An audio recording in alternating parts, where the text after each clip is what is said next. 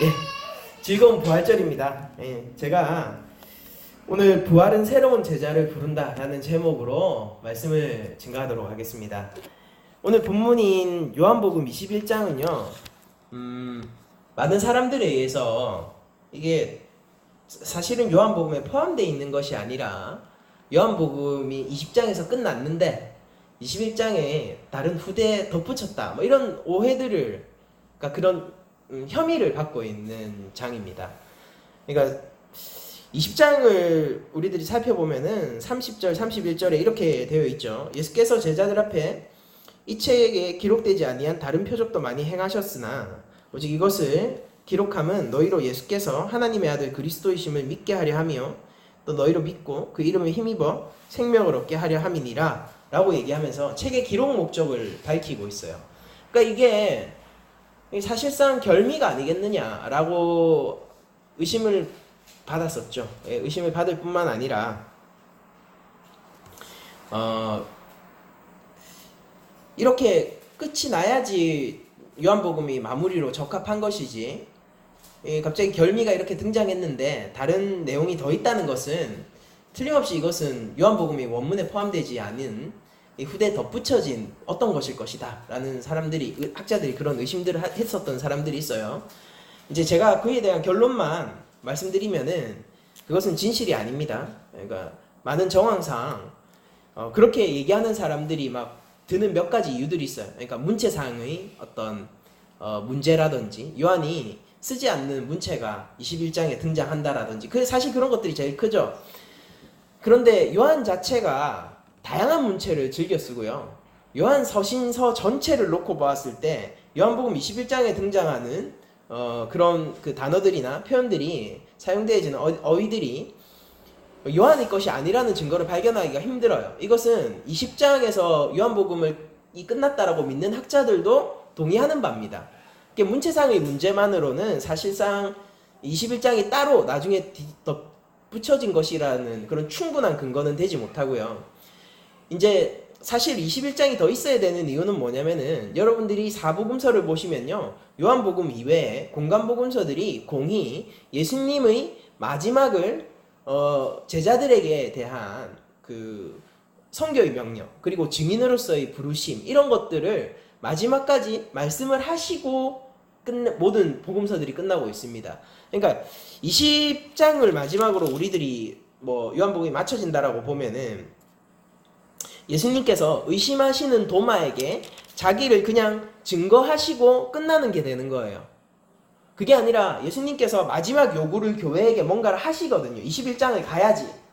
그것이 바로 베드로로 대표되는 교회의 어떤 그 대표라고 할 수가 있죠. 베드로로 대표되는 교회에게 주시는 너는 내 양을 먹이라 라고 하면서 죽을 때까지 순종하라 라는 그 마지막 증인으로서의 명령을 하시는 것이 21장에 가야 등장을 하는 것이고, 이런 것들이 사도들이 전하려고 하는 예수님에 대한 가르침의 마지막 결미까지 가르치게 되는 거란 말입니다.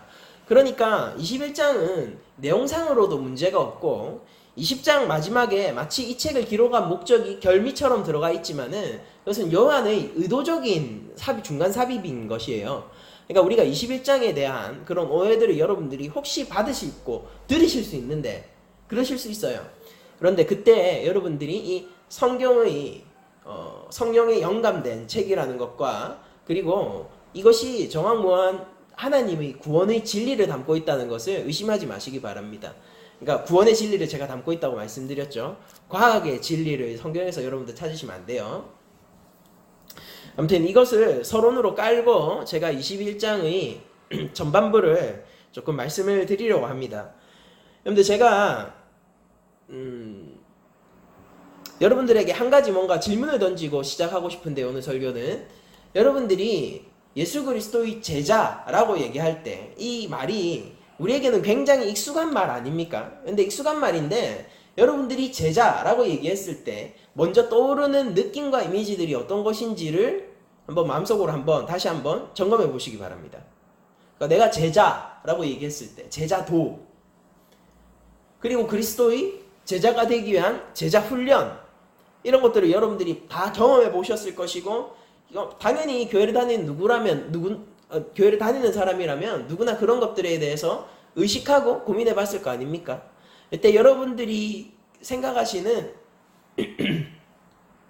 제자의 느낌과 이미지가 나에게 어떤 식으로 그 제자가 다가오는지에 대해서 여러분들 다시 한번 좀 생각해 보시길 원해요. 제가 오랫동안, 저도 교회를 오래 다녔지만요, 오랫동안 제자에 대해서 제가 가지고 있었던 감각은 어떤 것이냐면은 마치 이런 거와 같은 거였어요. 그러니까 그 다른 종교의 구도자와 같은 느낌을 제가 가지고 있었습니다. 그러니까 나를 갈고 닦는 것이고, 내가 그리스도를 닮아가기 위해서 노력하는 것이고, 그리고 내가 그리스도를 본받아서 살기 위해서 일종의 삶의 어떤 투쟁을 하는 것처럼 여겨졌거든요. 그것이 저희 인식이었고 제자도라고 생각했을 때 떠오르는 이미지였습니다. 그리고 교회 내에서도 그런 식으로 많이 교육을 받았던 것 같아요. 그래서 제가 싸우는 대상들은 주로 이런 것들이었죠. 그러니까 내가 식사 시간에, 그때는 이제 중고등학생 때 이럴 때인데, 식사 시간 때 내가 당당히 기도를 하고 밥을 먹을 수 있는 거 없는가, 이런 것들. 그리고 직장에서 술을 마시느냐 안 마시느냐, 그런, 내가 나중에 직장 생활을 하게 됐을 때 난 술을 마셔야 되느냐 안 마셔야 되느냐, 그런 것들이 문제가 됐을 때 난 직장을 그만둬야 되냐 말아야 되냐, 이런 것들 있잖아요.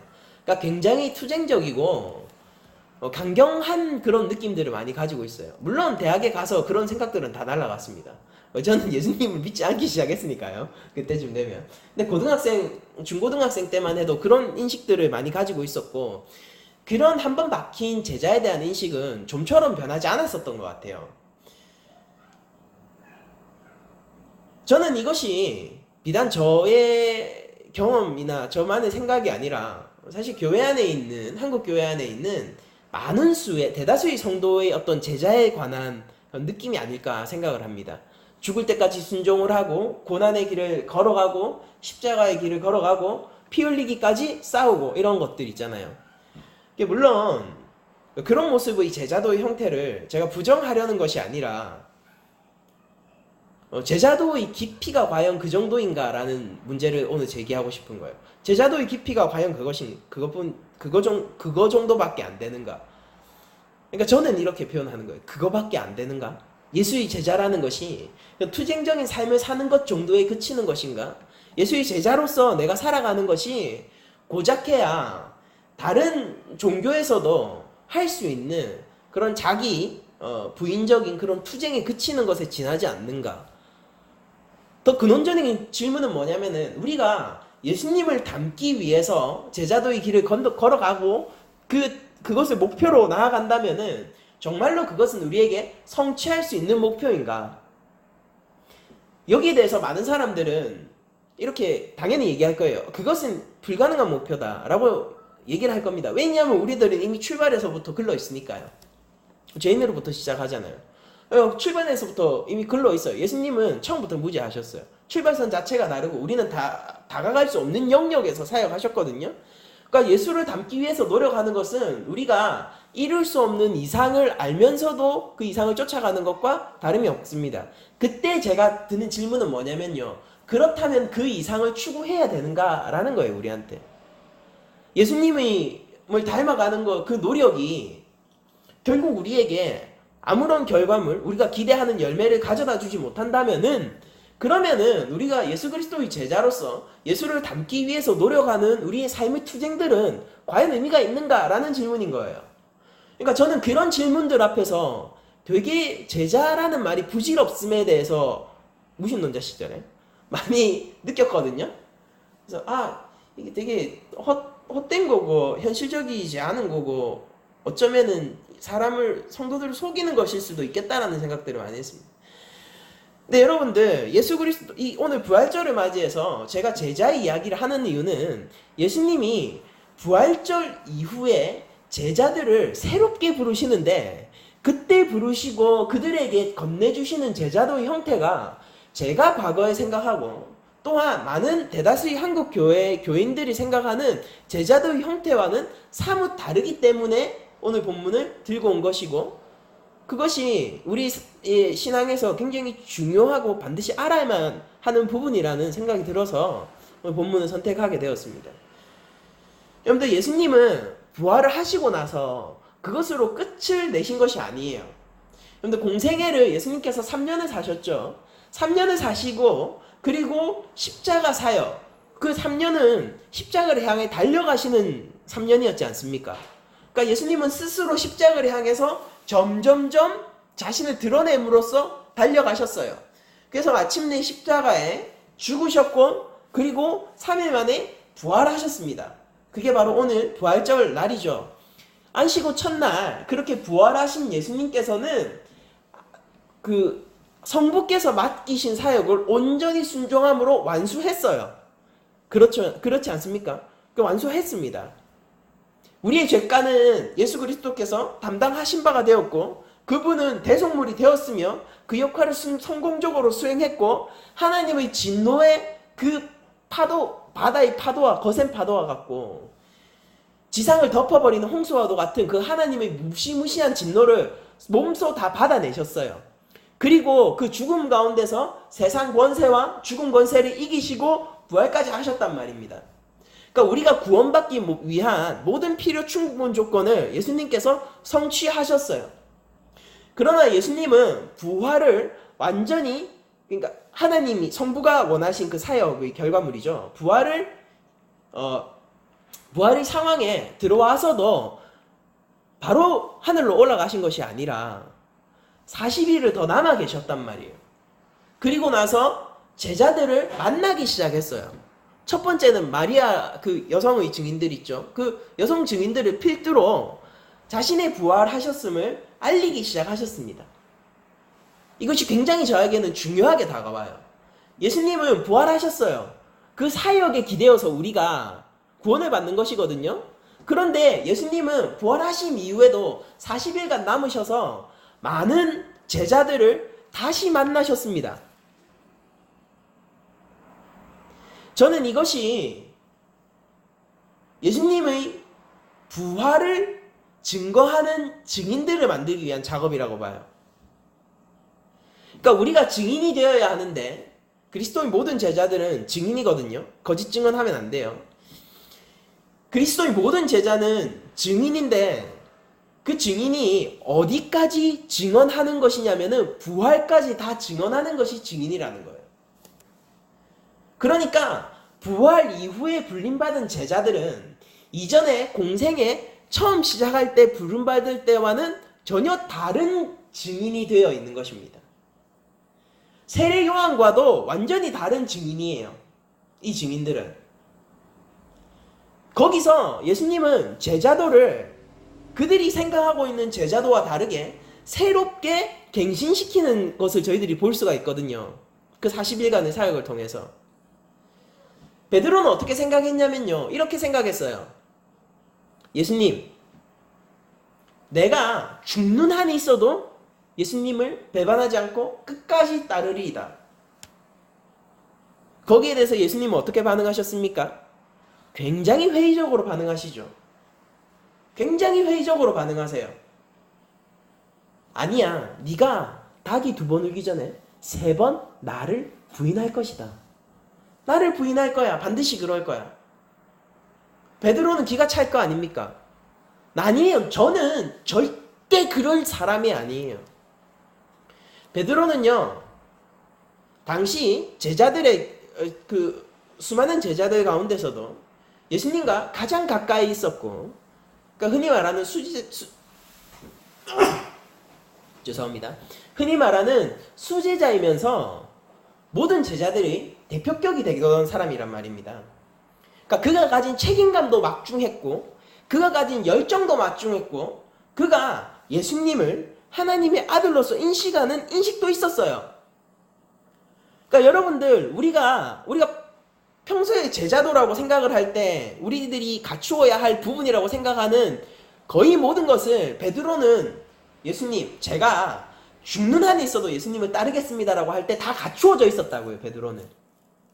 그런데 그런 베드로를 보시면서 예수님은 굉장히 회의적으로 반응하세요. 너는 나를 부인할 사람이야. 부인할 수밖에 없어. 부인할 수밖에 없어. 너는 반드시 나를 부인하게 될 거다. 왜냐면은 그 십자가로 오르는 길은 네가 갈 수 없는 길이거든. 그건 나에게만 허락되어 있고 네가 따라오겠다라고 해서 따라올 수 있는 것도 아니고 너는 그럴 수 있는 사람이 아니야라는 거야. 십자가에 오르는 길은 저주의 길이에요. 그러나 그 저주의 길을 걸을 수 있는 사람은요, 한정되어 있어요. 아니, 단 한 번밖에 없습니다. 예수 그리스도의 길. 그 길이 어떤 길입니까? 단순히 처벌의 길이 아니라 대속의 길이라고요. 그 길을 누가 걸을 수 있다는 거예요? 베드로가 결심하고 결단하고 힘을 내고 내가 죽어도 그 굳은 열정을 가지고 죽어도 예수 그리스도 당신을 배반하지 않겠습니다라고 얘기하면은 그러면 그 길을 갈 수 있는 것입니까? 아니요. 뭔가 근원적으로 불가능한 거예요. 그거는. 내가 힘을 내어서 여러분들 생각해 보십시오. 제가 이렇게 얘기한다고 생각해 보세요. 내가 힘을 내어서 결단하고 내가 반드시 이룰 것이라는 각오로 저는 물속에서 1시간 동안 숨을 참고 견뎠다가 나오겠습니다라고 얘기하면은 여러분들 어떻게 생각하시겠어요? 와, 미친놈이라고 생각하겠죠? 저 열정을 본받아야 돼. 이렇게 여러분들 생각 안 하실 거 아닙니까?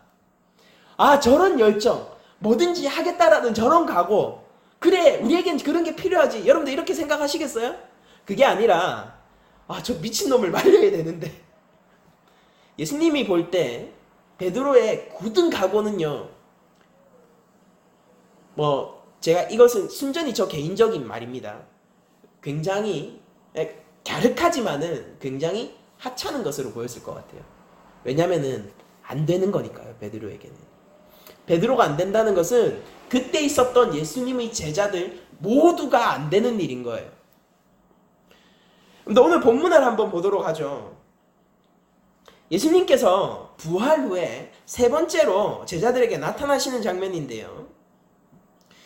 그 시작은 이러합니다. 예수께서 디베랴 호수에서 제자들한테 자기를 나타내셨으니 나타내신 일은 이러하니라 라고 요한복음이 시작하고 있습니다. 여기서 나오는 디베랴 호수는요, 갈릴리 호수를 부르던 다른 말이에요. 그러니까 이거 요한복음에서만 쓰는 말인데 이거는 갈릴리 호수예요. 디베랴 호수에서 제자들한테 자기를 나타내셨습니다. 그리고 이것은 갈릴리 호수예요. 그때 누가 있었냐면요, 본문에 이렇게 밝히죠. 시몬 베드로와 디두모라 하는 도마와 갈릴리 사람 나다네엘과 세베대의 아들들과 또 다른 제자 둘이 함께 있더니 이 제자들의 목록에 요한이 포함되어 있었을 것입니다. 시몬 베드로가 나는 물고기를 잡으러 가노라 하니 그들이 우리도 함께 가겠다 하고 나가서 배에 올랐으나 그날 밤에 아무것도 잡지 못하였더니 라고 성경이 얘기하고 있습니다.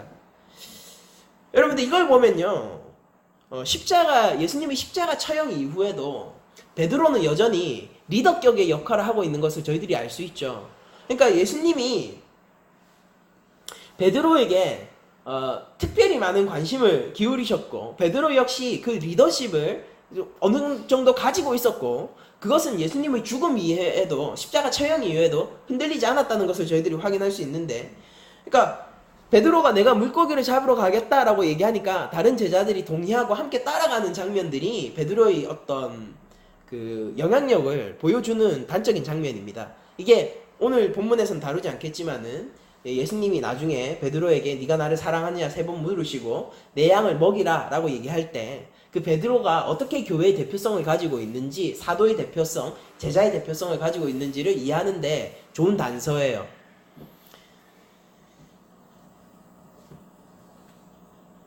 여러분들 여기서 밤에 시몬 베드로가 물고기를 잡으러 가는데 이것은 이 밤은 한 12시 뭐 이런 시간이 아니라 해가 동이 트기 전에 새벽에 가장 껌껌한 그 시간을 얘기하는 것일 가능성이 제일 높습니다. 왜냐면요, 물고기를 어두운 밤에 잡는 일은 갈릴리에서는 흔한 일이었어요. 근데 생각해 보세요. 당시 갈릴리에 아침 일찍 신선한 물고기를 제공하기 위해서는 그 어부들이 어떤 시간에 일어나서 일을 해야 될까요? 동이 트기 바로 직전에 일을 해서 물고기를 잡아 아침이 되면은 그것을 시장에 파는 것이 그들로서는 가장 현명한 방법이었단 말입니다. 그러니까 냉장 기술이 많이 발달되어 있지 않고 이 물고기를 다양하게 보관하는 기법들이 발달되지 않았던 시대이기 때문에 그냥 제일 신선한, 지금도 이렇게 잡아서 파는 게 제일 신선하죠. 잡아서 갓 잡은 걸 그냥 바로 파는 거예요. 그런 측면에서 어두운 밤 어부들은 많이 작업을 했었고 이거는 일상적인 일입니다. 이런 갈릴리의 그런 문화적인 그런 배경들을 이해하면요, 이들이 왜 밤에 그렇게 물고기를 잡으러 갔는지에 대해서 이해를 할 수가 있게 돼요. 그런데 우리들이 보통 이 본문을 볼 때 이런 식으로 해석을 하는 사람들이 있습니다. 그러니까 그들이 상업적 활동을 하기 위해서 이제 예수고 뭐고 다 필요 없고 예수님 죽었으니까 이제 다 때려치우고 다 그냥 내던지고 우리 다시 생업으로 돌아가야겠다라는 마음으로 어부 활동으로 다시 돌아갔다. 그들이 베드로가 원래 어부였잖아요. 자기 원래 직업으로 돌아갔다. 이렇게 생각하는 사람들이 있는데, 그러나 그것보다는 본문에 충실해서 주의를 해볼 때는요, 상업적 활동이 아니라 예수님 말씀에 순종하기 위해서 갈릴리에 머물러 있었을 가능성이 더 높아요. 왜냐하면 마가복음이 이렇게 얘기합니다. 14장 27절 이하를 제가 읽어드리면요, 예수께서 제자들에게 이르시되 너희가 다 나를 버리리라. 이는 기록된 바 내가 목자를 치리니 양들이 흩어지리라 하였음이라. 그러나 내가 살아난 후에 너희보다 먼저 갈릴리로 가리라. 이렇게 예수님께서 미리 말씀하셨어요. 그러니까 제자들이 기억하고 있었다고요. 이 얘기를 듣고 베드로가 이렇게 얘기했었거든요. 베드로가 여짜오되 다 버릴지라도 나는 그리하지 않겠나이다. 내가 먼저 갈릴리 가 있을게. 너희들 나 다 버릴 건데 근데 내가 먼저 갈릴리로 가 있을 거야. 예수님께서 이 얘기 했을 때 베드로가 아니에요, 다 버려도 저는 아닙니다, 이렇게 얘기했었던 거거든요.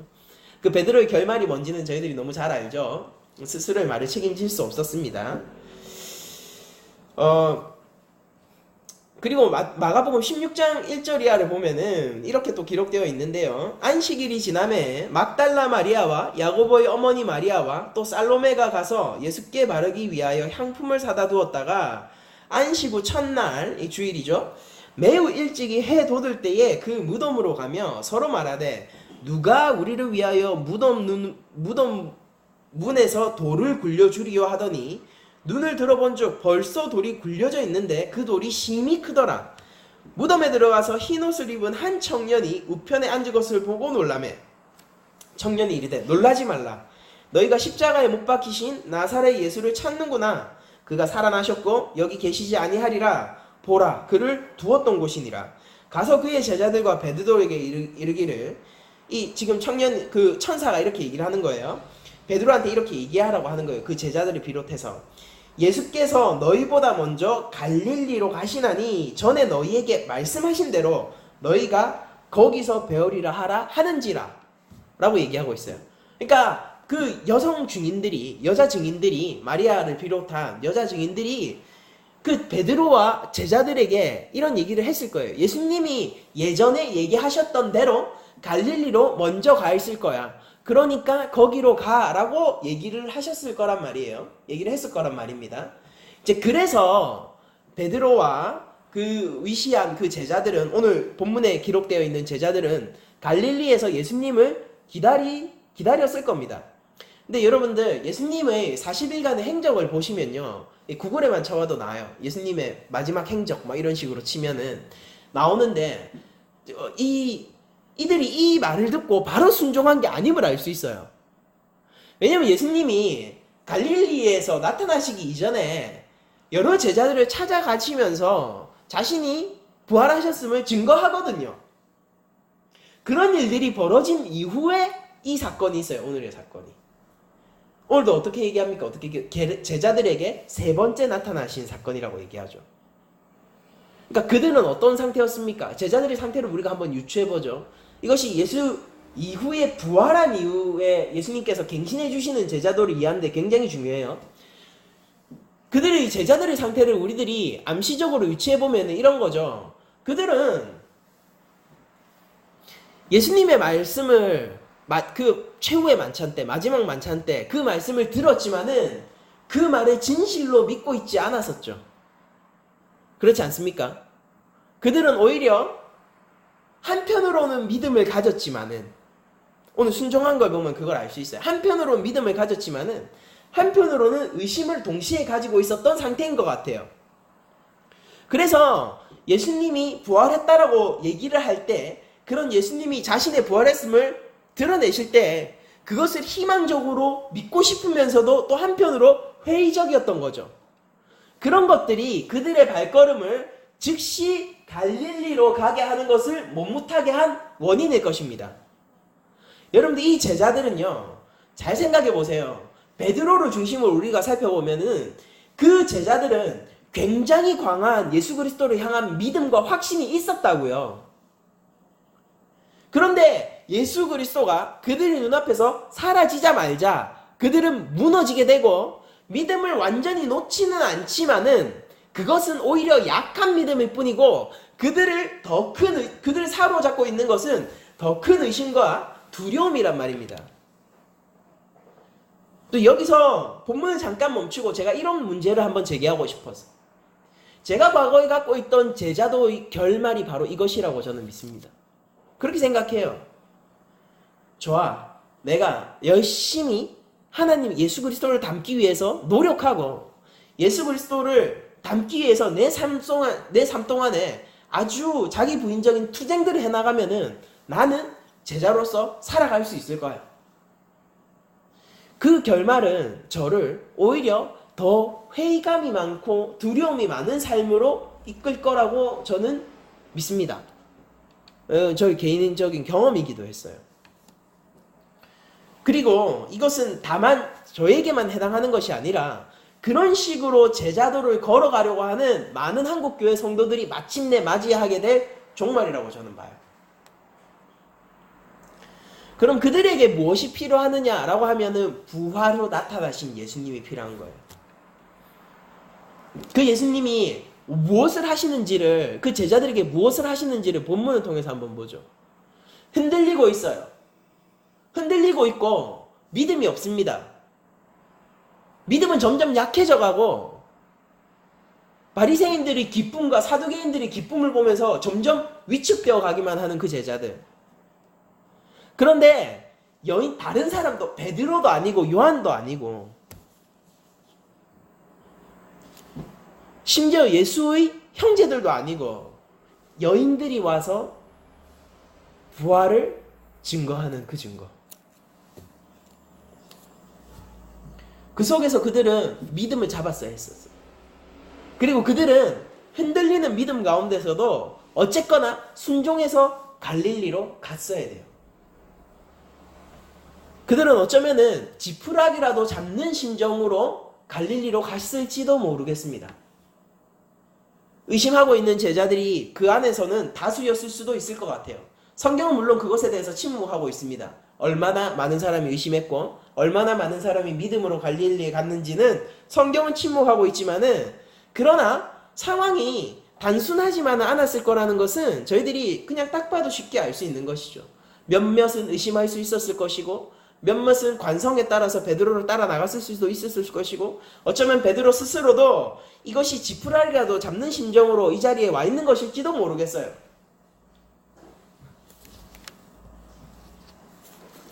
그런 가운데서 무료하게 있는 그 상황에서 고기라도 잡자라는 마음으로 어업 활동을 시작했는지도 모르겠습니다.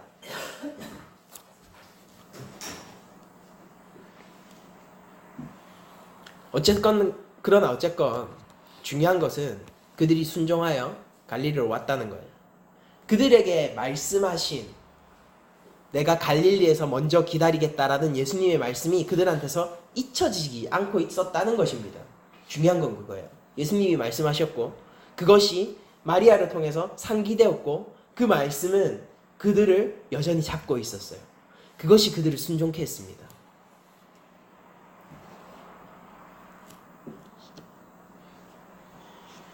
그렇게 밤이 새도록 어쩌면은 나타나지 않은 예수 그리스도를 기다리면서 그물을 던지고 있었던 그들에게 예수님이 드디어 나타난 장면이 나옵니다. 날이 새어갈 때 예수께서 바닷가에 서셨으나 제자들이 예수인지 예수인 줄 알지 못하는지라 예수께서 이르시되 얘들아 너희에게 고기가 있느냐 대답하되 없나이다. 이르시되 그물을 배 오른편에 던지라 그리하면 잡으리라 하시니 이에 던졌더니 물고기가 많아 그물을 들 수 없더라. 예수께서 사랑하시는 그 제자가 이 요한을 얘기하는 거예요.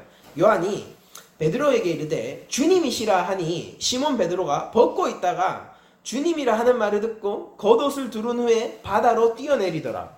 다른 제자들은 육지에서 거리가 불과 한 50칸쯤 되므로 이게 한 90m 되는 거예요. 불과 한 50칸쯤 되므로 작은 배를 타고 물고기 든 그물을 끌고 와서 육지에 올라보니 숯불이 있는데 그 위에 생선이 놓였고 떡도 있더라. 예수께서 이르시되 지금 잡은 생선을 좀 가져오라 하시니 시몬 베드로가 올라가서 그물을 육지에 끌어올리니 가득히 찬 물고기가 153마리라 이같이 많으나 그물이 찢어지지 아니하였더라. 예수께서 이르시되 와서 조반에 먹으라 하시니 제자들이 주님이신 줄을 아는 고로 당신이 누구냐 감히 묻는 자가 없더라. 예수께서 가셔서 떡을 가져다가 그들에게 주시고 생선도 그와 같이 하시니라. 이것은 예수께서 죽은 자 가운데서 살아나신 후에 세 번째로 제자들에게 나타나신 것이라. 여러분들 이 장면을 보시면서 여러분들 마음속에 퍼뜩 떠오르는 장면이 다른 성경의 장면이 있을 거예요. 그게 뭐냐면은 첫 번째로 제자를 즉 베드로를 부르시던 예수님의 그 장면이죠. 그 장면을 제가 한번 읽어드릴게요. 누가복음 5장입니다. 무리가 몰려와서 하나님의 말씀을 들을새 예수는 게네사렛 호숫가에 서서 호숫가에 배 두 척이 있는 것을 보시니 어부들은 배에서 나와서 그물을 씻는지라. 예수께서 한 배에 오르시니 그 배는 시몬의 배라. 이 베드로의 배예요. 육지에서 조금 땡기를 청하시고 앉으사 배에서 무리를 가르치시더니 말씀이 먼저 있습니다. 무리를 가르치시더니 말씀을 마치시고 시몬에게 이르시되 깊은 데로 가서 그물을 내려 고기를 잡으라. 시몬이 대답하여 이르되 선생님 우리들이 밤이 새도록 수고하였으나 잡은 것이 없지만은 말씀에 의지하여 내가 그물을 내리리이다 하고. 그러니까 이때 베드로가 예수님의 가르침에 이미 극히 동화되어 있는 것을 볼 수 있죠. 예수님의 가르침이 심상치 않다라는 것을 베드로는 감지했어요. 이것이 뭔가 다른 랍비들의 가르침과는 다르다라는 것을 그는 감지하고 있었다고요. 그래서 밤새도록 물고기를 잡지 못했지만은 그러나 당신이 얘기하는 거면은 내가 흉내라로 내리다 이런 마음인 거예요. 그러니까 이분은 뭔가 다르니까 뭔가 더 깊은 의미가 있지 않을까? 라고 생각을 하면서 깊은 데 가서 그물을 내린 겁니다. 그렇게 하니 고기를 잡은 것이 심이 많아 그물이 찢어지는지라. 이에 다른 배에 있는 동무들에게 손짓하여 와서 도와달라 하니 그들이 와서 두 배에 잠기게 되었더라. 두 배의 채움에 잠기게 되었더라. 시몬 베드로가 이를 보고 예수의 무릎 앞에 엎드려 이르되 주여 나를 떠나소서 나는 죄인이로소이다 하니. 이게 처음으로 제자를 부르시는 장면이에요. 주여 나를 떠나소서 나는 죄인이로소이다 하니. 이는 자기 및 자기와 함께하는 모든 사람이 고기 잡힌 것으로 말미암아 놀라고 세베데의 아들로서 시몬의 동업자인 야고보와 요한도 놀랐음이라. 예수께서 시몬에게 이르시되 무서워하지 말라. 이제 후로는 네가 사람을 취하리라 하시니 그들이 베드로 육지에 대고 모든 것을 버려두고 예수를 따르니라. 여러분들 잘 생각해 보세요. 첫 번째로 예수님의 말씀을 기준으로 한번 생각을 해보죠. 예수님이 뭐라고 하셨습니까? 일단 가르침을 베푸셨어요. 예수님은 뭔가를 말씀을 하셨어요. 그 설교가 무엇인지는 성경이 기록하고 있지 않습니다. 그러나 어쨌거나 그 강화를 통하여서 베드로는 마음이 녹았고 예수님의 얼토당토하는 그 믿어지지 않는 말씀에 순종하는 결과를 낳게 돼요. 이것이 예수님의 말씀에 의존해서 순종하는 결과입니다. 예수님이 깊은 데로 가서 밤새도록 그들이 전문어부라고요. 예수님은 뭐예요? 목수잖아요. 자기는 전문어부인데 예수님은 목수란 말입니다.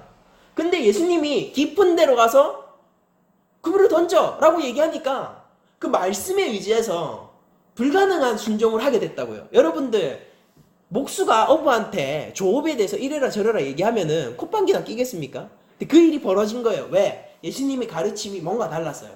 그래서 그 말씀에 의지해서 그물을 던졌더니 너무 많아서 그물이 찢어질 정도로 많은 고기를 잡았습니다. 주변의 도움을 받지 않으면 끌어올릴 수가 없을 만큼 많이 잡혔어요. 두 배가 가득 차서 잠기게 되었습니다. 그 정도로 많은 수확을 올렸어요. 그때 베드로의 반응이 뭡니까? 굉장히 재미있죠. 우와! 너무 감사합니다. 당신 정말 대단하시군요. 이렇게 해야 정상 아닙니까? 근데 베드로는 뭐라고 시작하면 이게 제자도의 첫 단계예요. 주여 나를 떠나서서 내가 죄인입니다라고 얘기를 하는 거예요. 여러분들 부활 이후에 예수님께서 제자들을 다시 부르시잖아요.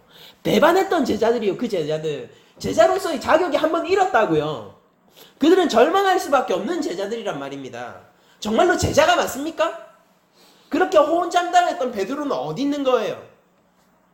그런데 예수님이 부활 이후 그들을 다시 부르실 때는 어떤 장면이에요? 그들이 나를 떠나소서라고 얘기하는 게 아니라 얼른 헤엄쳐서 예수께로 다가가는 그런 모습을 보여주고 있죠. 이게 갱신되어진 제자도예요. 여러분들, 제자도의 첫 출발은 베드로처럼 한 예수 그리스도의 말씀에 의지해 그분이 놀라운 사역에 의지해 주여 나를 떠나소서 내가 죄인입니다 라고 얘기하는 그 순간부터 제자도는 시작하는 것입니다. 그렇게 하는 거예요. 그때 예수님이 우리를 불러주셔야지 제자가 시작되는 거예요. 내가 하고 싶다고 되는 게 아니라요. 내 열정이 아니라요. 내 마음에 굳은 결심이 아니라요. 예수님이 불러주셔야 제자가 비로소 시작되는 거예요. 내가 하고 싶다고 되는 게 아닙니다. 예수님이 왜 그런 놀라운 이적을 통해서 그물이 찢어질 만큼 많은 고기를 배에 허락하셨습니까? 베드로에게 왜 그렇게 많은 수확을 주셨어요? 그를 제자로 부르는 방법이셨잖아요. 그걸 증명해주는 구절이 뭡니까? 베드로가 모든 것을 버리고 떠나서 예수 그리스도를 따르는 장면이 나오잖아요. 첫 번째 부르심에서. 그러니까 예수님이 그걸 통하여서 무엇을 가르쳐 주셨습니까? 네가 사람을 낚는 어부가 될 거야. 이걸 가르쳐 주셨잖아요. 너는 사람을 낚는 어부가 될 거야. 더 이상 여기서 그물로 물고기를 낚는 어부가 아니야. 그런데 첫 부르심에서 그물은 찢어지죠. 베드로가 가지고 있는 게 어떻습니까? 베드로가 가지고 있는 능력이 어떤 거죠? 베드로가 가지고 있는 도구는 어떤 겁니까? 정말로 물고기를 낚기에 그가 충분한 도구를 가지고 있나요? 부정하죠. 베드로 스스로도 이렇게 얘기하잖아요. 나는 죄인이다라고. 나를 떠나달라고 베드로 스스로도 얘기하지 않습니까? 그의 능력에 기댄다고요? 정말로요? 가능할까요? 그의 열정에 기댄다고요? 정말로요? 가능할까요? 그게 우리 제자도의 길일까요? 여러분들 오늘의 본문과 누가복음 5장의 본문은요 공통점이 몇 가지 있어요. 밤새도록 잡은 것이 없다는 것과 예수님의 명령에 순종함으로 많은 물고기를 잡게 되는 것이 그렇고요. 그리고 이것은 하나의 그림이며 예수님이 실제 메타포로서 가르쳐 주신 사람을 낚는 어부가 될 것이라는 가르침이라는 것입니다. 그게 공통점이에요. 베드로는 처음 예수님이 자기를 부를 때는 주여 나를 부르소서 나는 죄인으로서리다 라고 얘기를 했지만 예수님이 부르신 이후에야 예수를 따르게 되었어요.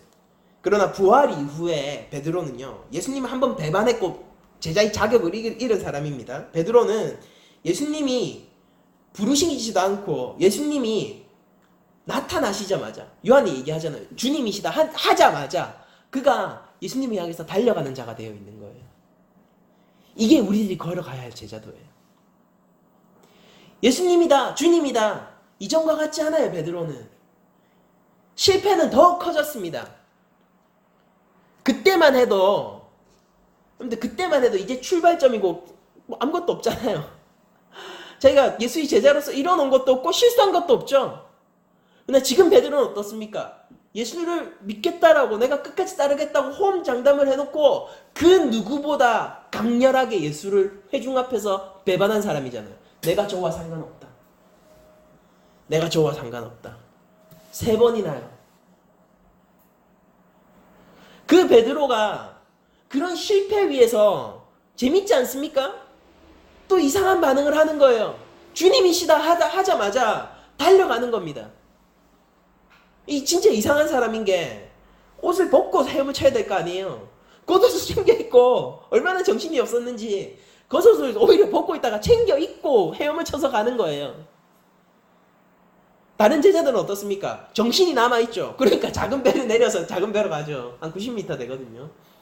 근데 베드로는 보자마자 뛰어드는 거예요. 물속으로. 그게 우리 제자도의 길이라고요. 그리고 부활 이후에 제자를 부르신 예수님께서 그렇게 말씀하시잖아요. 그거에 기대어서 내린 그물은 찢어지지 않아요. 거기에 153마리의 물고기가 잡히지 않습니까? 여기에 대해서 막 다양한 의견들이 있는데 진짜 그냥 153마리가 그냥 잡힌 거예요. 153마리가 잡혔습니다. 놀라운 수의 고기가 잡힌 거죠. 그러나 첫 번째 찢어졌던 그물은 더 이상 찢어지지 않고 여기서 요한은 의도적으로 누가의 복음서와 대비를 이루는 기법을 사용하죠. 이 그물은 찢어지지 않았다라고 얘기하면서 누가복음 5장의 말씀을 독자들에게 떠올리게 합니다. 뭔가 문학적인 의미를 숨겨놓은 거예요.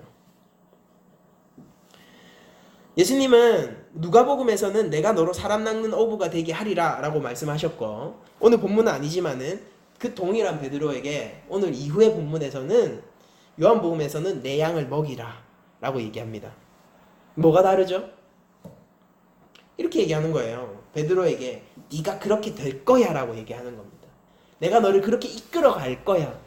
네가 나에게 내 말씀에 순종해서 깊은 곳으로 가서 그물을 던졌던 그 사람이 되게 할 거야. 내가 너를 나에게 순종하는 자가 되게 해서 그 순종으로 말미암아 사람을 낚는 어부가 되게 할 거야.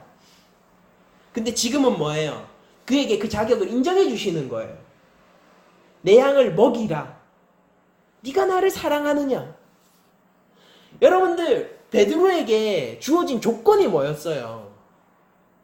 그에게 어떤 기술이 요구되었죠? 예수님이 그에게 요구하신 게 뭐냐고요? 내 양을 먹일 자격. 모든 제자들이 그 자격을 베드로에게 부여하실 때 요구하신 게 뭡니까? 사랑이란 말이에요. 네가 나를 사랑하느냐? 여러분들 이 그림을 한번 보십시오. 누가 가장 열렬히 예수님을 사랑했어요? 딱 봐도 미친놈처럼 옷을 벗고 있다가 옷을 챙겨 입고 물속으로 뛰어나는 그 미친놈이 예수님을 가장 사랑하는 자 아닙니까? 배가 있어요. 옷이 젖지 않을 수 있다고요. 얼마나 정신이 없으면 겉옷을 챙겨 입고 물로 뛰어드는 그 바보가 어디 있어요? 수영하려면 옷을 벗어야죠. 요한이 왜 이런 세세한 장면들을 기록했을까요? 예수님이 왜 베드로에게 이것을 물었을까요? 네가 나를 정말 사랑하느냐를 왜 물었을까요? 여러분들 우리 제자도의 길이 어디 있냐면요. 예수님 그리스도 안에서 갱신된 제자도는요. 내 열심에 의존하는 제자도가 아니에요. 예수님을 향한 사랑에 의존하는 제자도가 우리가 가야 할 제자도입니다. 그리스도가 저기 있다. 예수님이 저기 있다. 그럼 우리는 달려가는 거예요. 그게 우리 제자도입니다. 여러분들 그렇지 않고서는 우리가 어떻게 우리의 힘으로 예수 그리스도의 장성한 분량을 감히 예수 그리스도를 닮아간다라고 얘기할 수 있겠어요? 여러분들 그들이 육지로 도착하자 놀라운 일이 벌어집니다.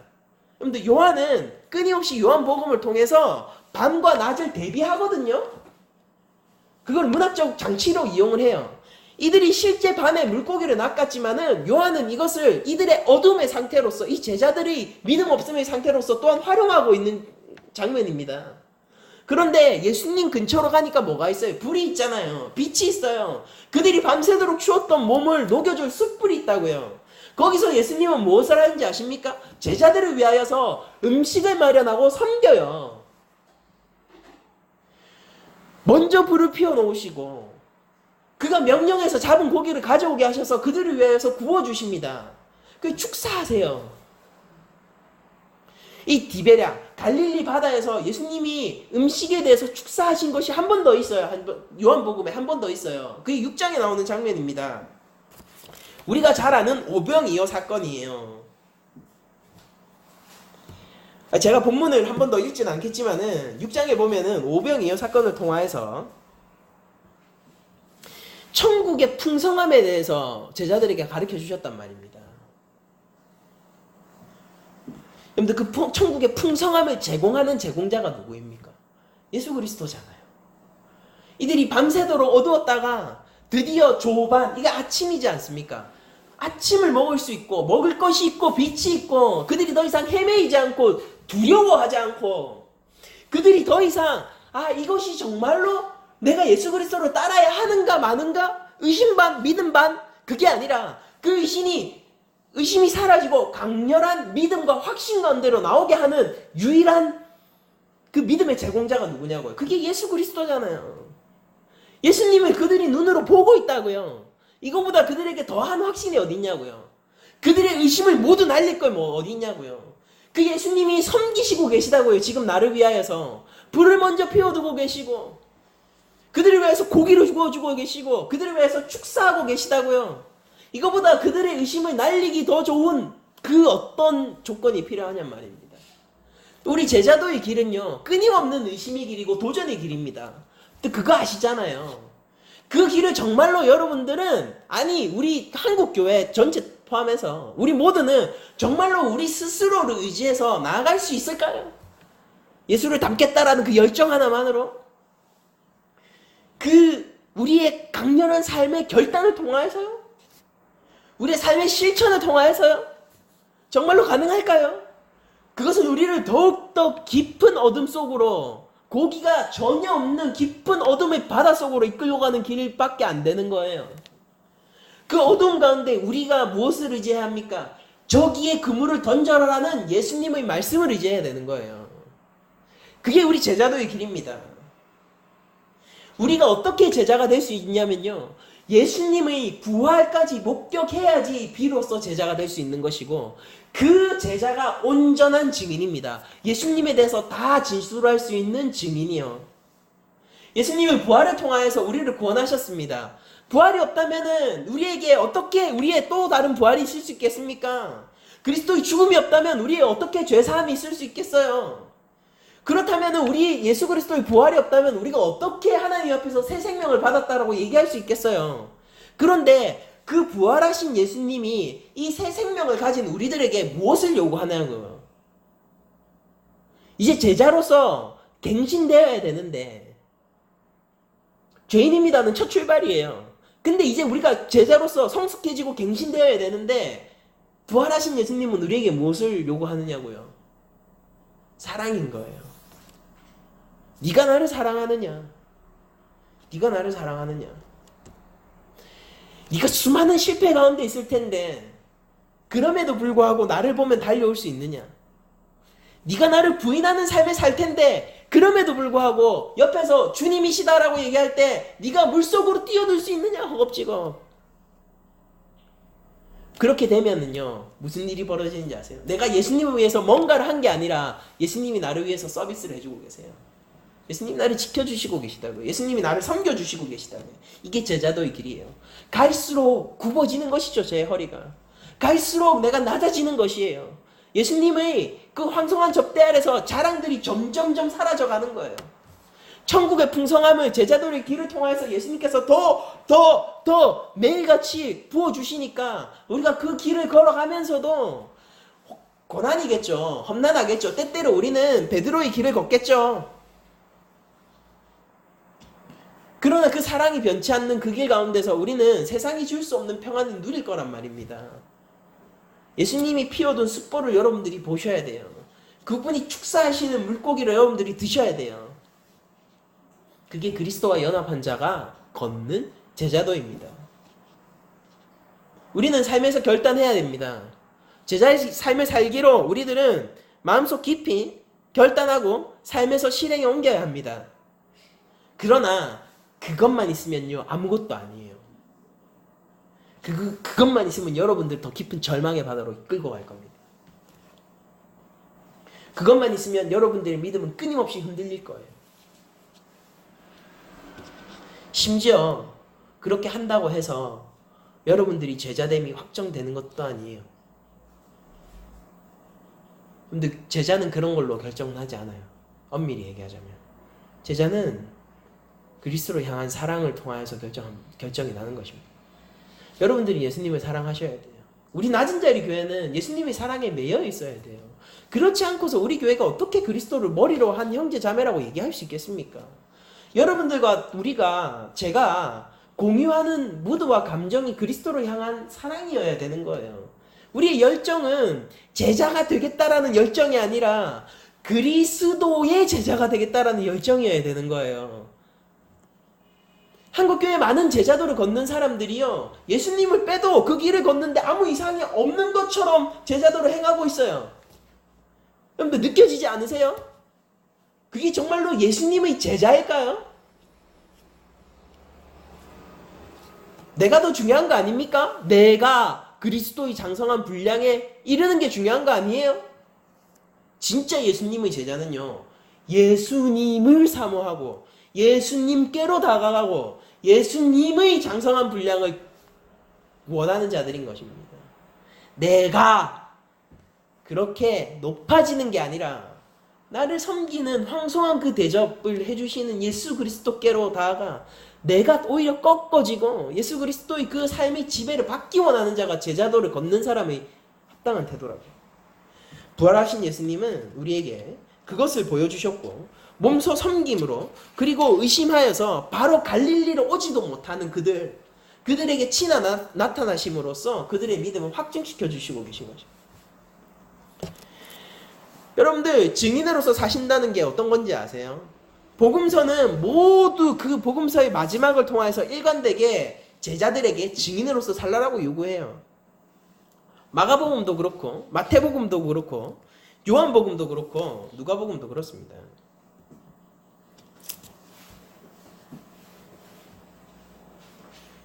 여러분들, 예수님을 어디까지 아셔서 증언하실 수 있습니까? 우리 낮은 자리 교회는 예수님을 어디까지 알고 증언할 수 있는 거예요. 예수님에 대해서 알지 못한다면은, 그분에 대해서 다 진술할 수 없다면은 우리가 예수님의 제자일까요? 설교를 마무리하겠습니다. 예수님은요, 부활을 통해서 하나님 나라를 확증하셨습니다. 천국이라고 부르죠. 예수님은 부활을 통해 천국의 풍성함으로 우리를 섬기시고 계세요. 그 부활은요, 우리에게 온전한 증인을 불러세우는 결정적인 키 역할을 하게 됩니다. 그리스도의 제자는 부활 가운데 거하는 완전한 증인인 거예요. 예수님을 모두 진술할 수 있어요. 예수님의 부활까지 진술할 수 있어요. 그리고 그 모티베이션은 사랑입니다. 여러분들, 그리스도의 부활 속에서 우리는 삶에서 예수의 증인된 삶을 살아야 합니다. 무엇이 우리를 증인으로서의 삶을 지켜줄까? 제자로서의 삶을 지켜줄까? 그것은 예수님의 말씀이고 예수님의 섬기심이고 그에 반응한 우리 예수님을 향한 사랑입니다. 이것이 없는데 우리의 결단이 무슨 소용이 있을까요? 이것이 없는데 우리 삶의 행함이 무슨 소용이 있을까요? 이것이 없는데 우리가 어떻게 예수 그리스도의 제자일까요?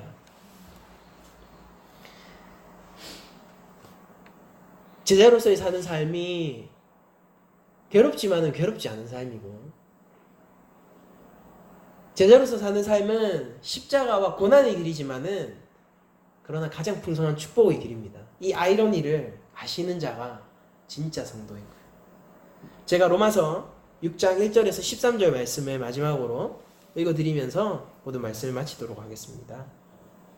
그런즉 우리가 무슨 말을 하리요? 은혜를 더하게 하려고 죄에 거하겠느냐? 그럴 수 없느니라.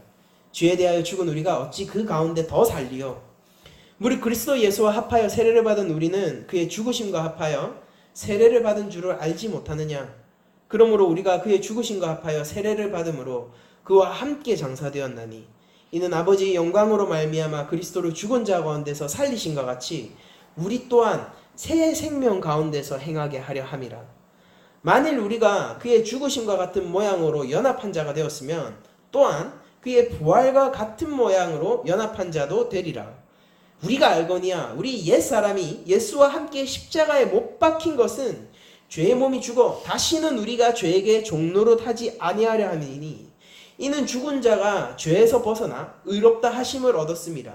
만일 우리가 그리스도와 함께 죽었으면 또한 그와 함께 살 줄을 믿노니 이는 그리스도께서 죽은 자 가운데서 살아나셨으며 다시 죽지 아니하시고 사망이 다시 그를 주장하지 못할 줄을 알미로라. 그가 죽으심은 죄에 대하여 단번에 죽으심이요 그가 살아계심은 하나님께 대하여 살아계심이니 이와 같이 너희도 너희 자신을 죄에 대하여 죽은 자여 그리스도 예수 안에서 하나님께 대하여는 살아있는 자로 여길지어다.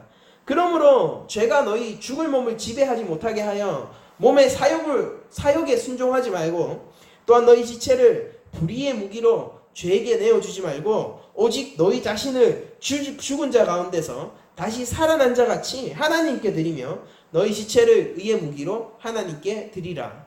아멘. 예수님께서 부활하셨습니다. 여러분들이 그 부활하신 예수님이 어떤 분이신지를 알고 그 섬김의 왕을 사랑하신다면은 오늘 로마서 6장 1절 이하의 이 말씀이 가한 줄 믿습니다. 삶의 자리에서 승리하시길 원하고 예수 그리스도를 의지하고 그리스도에게 온전히 깃대어 있는 삶을 통하여서 그리스도의 장성한 분량을 전치해 나가십시오. 여러분들을 그리스도의 군사로서 한 주간 파송하기를 원합니다. 증인으로서 사시는 여러분들을 축복합니다. 이상으로 모든 말씀을 마치도록 하겠습니다.